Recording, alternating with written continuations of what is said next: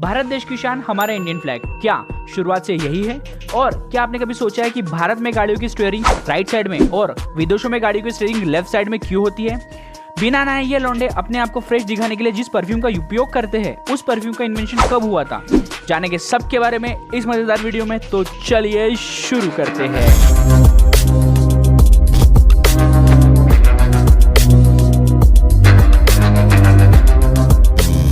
Fact number 5, इंसान की रोजमर्रा की चीजों में से एक परफ्यूम या इत्र। कहाँ से की थी इंसान ने इस चीज की खोज? हाँ, पहले ही बता दूं कि इत्र और परफ्यूम दोनों अलग अलग चीज है, बट महंगाते दोनों ही हैं। वैसे तो इत्र को लेके काफी सारी कहानियां हैं, बट इनमें से सबसे मशहूर कहानी है कि अपने भेड़ बकरियों को चराने के लिए जंगलों में गए चरवाहा द्वारा जाने अनजाने में ऐसे सुगंधित जड़ी बूटी की खोज हुई थी, जिसको जलाने के बाद भी वह वातावरण को सुगंधित रखती थी। इस खोज के बाद उनमें और चुल मची, मतलब क्यूरोसिटी, जिससे वह लोग और ऐसे जड़ी बूटी की खोज में लग गए जिससे कि इत्र बनाया जाए।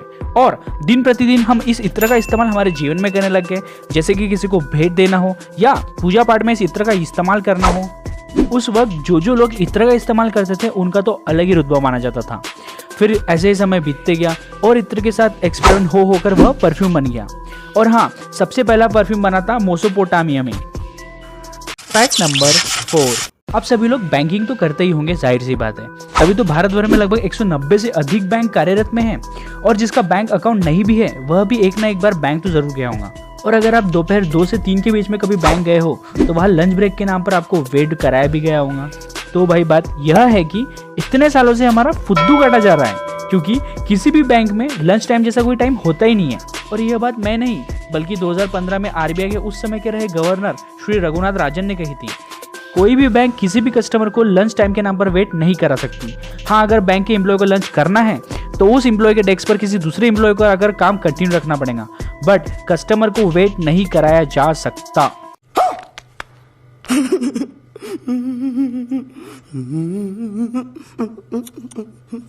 फैक्ट नंबर 3, कुछ एरियाज के बड़ी बिल्डिंग्स पर आपने रेड लाइट तो देखा होगा, और मोबाइल सिग्नल टावर पर भी इसे आपने देखा होगा। तो ये क्यों होता है और ये लाल ही क्यों होता है? लाल इसलिए तो नहीं कि लाल वार्निंग का संकेत होता है, और लाल तो ट्रैफिक सिग्नल लाइट में भी होता है। ओह, ट्रैफिक सिग्नल से जुड़ा हुआ अगर आपको एक अमेजिंग फैक्ट जानना है तो हमारा प्रीवियस वीडियो देख सकते हैं, जो कि काफ़ी मज़ेदार है। बाय द वे, यह रेड लाइट की बात करें तो यह एयरक्राफ्ट्स के लिए होता है, स्पेशली छोटे एयरक्राफ्ट्स। और आप लोगों को पता होगा कि छोटे एयरक्राफ्ट्स कम ऊंचाई पर उड़ते हैं, और कुछ समय पहले तक बिल्डिंग से या सिग्नल टावर से टक्कर कर इन छोटे एयरक्राफ्ट्स के एक्सीडेंट काफ़ी भारी मात्रा में हो रहे थे, और ज़्यादातर ठंडी के टाइम पर, क्योंकि ठंडी के टाइम पर कोहरा छाया होता है, उससे और नहीं दिखता। तो इसी प्रॉब्लम को सॉल्व करने के लिए दिमाग की बत्ती जलाते हुए टावर्स और बिल्डिंग्स पर लाल बत्ती लगा दी गई, ताकि पायलट को दूर से ही देखकर पता चले कि वहाँ कोई ऑब्जेक्ट है। अब आप लोग कहेंगे कि हाँ, यह तो नॉर्मल सी बात है, समझ में ही आ रहा है, इसमें क्या ज्ञान बांटना। But the real fact is red colour का लाइट ही क्यों? ग्रीन ले सकते थे, ब्लू ले सकते थे, येलो ले सकते थे। येलो को तो आई कैची कलर भी कहा जाता है, बट लाल ही क्यों? Because red light has the longest wavelength. आसान भाषा में मतलब यही है कि जितने भी लाइट्स है पूरी दुनिया में, उन सभी लाइटों में से लाल लाइट दूर से ही दिख जाता है, दूर से ही विजिबल हो जाता है। फैक्ट नंबर 2, आप सभी कार में तो जरूर बैठे होंगे और काफी सारे लोग 4 व्हील ड्राइव करते भी होंगे, पर क्या आपने कभी सोचा है कि कार की स्टीयरिंग राइट साइड में क्यों होती है? और हाँ, भारत देश में ही कार की स्टीयरिंग राइट साइड में होती है और हम चलते लेफ्ट साइड में हैं, पर विदेशों में कार की स्टीयरिंग लेफ्ट साइड में होती है और वह चलते राइट साइड में है। और इतना ही नहीं, दुनिया के लगभग 163 देशों में सड़कों के राइट साइड में चलने का नियम है, और करीब 70 देशों में लेफ्ट साइड में चलने का नियम है, जिसमें से हमारा भारत देश भी एक है। बट ऐसा क्यों? तो कहा यह जाता है कि दुनिया के सभी देशों में सड़कों पर चलने वाले नियमों की शुरुआत अलग अलग समय पर हुई थी, पर इंग्लैंड में शुरू से ही कार लेफ्ट साइड में चलाते थे, और कुछ सालों पहले भारत देश भी इंग्लैंड का गुलाम रह चुका है, तो इसीलिए यह कानून भारत में भी लगाया गया था, और अब तक यही चल रहा है। बाकी देशों की बात करें तो पहियों के इवोल्यूशन के पहले ट्रैवलिंग या ट्रांसपोर्ट के लिए हम इंसान जानवरों का इस्तेमाल करते थे, और उस टाइम का सबसे मशहूर एक वैगन हुआ करती थी, जिसे घोड़ों की एक टीम खींचा करती थी।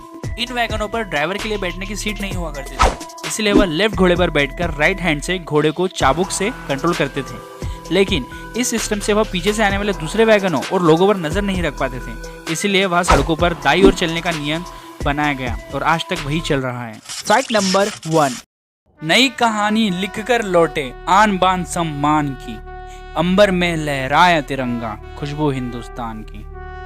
दोस्तों, हमारा हिंदुस्तान पूरी दुनिया में डाइवर्सिटी के लिए भी जाना जाता है। हमारा रंग रूप और बोली में भी कितनी विभिन्नता है, पर इस विभिन्नता में एकता का प्रतीक है हमारा तिरंगा। वैसे तो कहा यह भी जाता है कि भारत को अंग्रेजों ने भी एक तिरंगा दिया था, और आज के तिरंगे को भी यह स्वरूप कई बार बदलने के बाद मिला है।